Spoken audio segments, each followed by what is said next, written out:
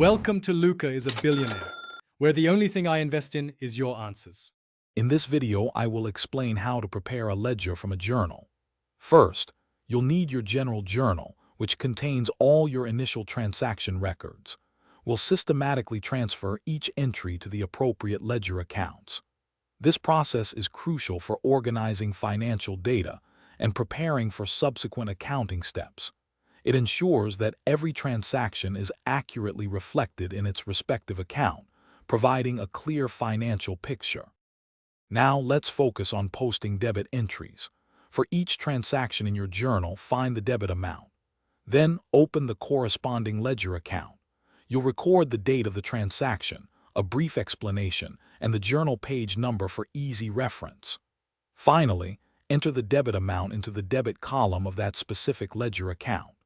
This step ensures that all increases in assets and expenses or decreases in liabilities and equity are correctly captured. Next, we'll move on to posting credit entries. Similar to debits, locate the credit amount for each transaction in your journal. Then, turn to the correct ledger account for that credit. You'll need to record the date, a concise explanation, and the journal page number. Finally, carefully enter the credit amount into the credit column of the ledger account. This ensures that all increases in liabilities, equity, and revenue, or decreases in assets and expenses, are accurately posted. Finally, after posting all entries, it's time to balance your ledger accounts. For each account, sum up all the debit entries and all the credit entries.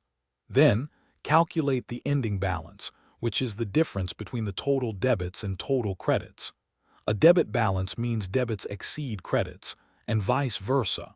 This crucial step prepares you for creating a trial balance, ensuring that your accounting equation remains in balance. Thanks for watching and please subscribe. It's the best investment you'll ever make.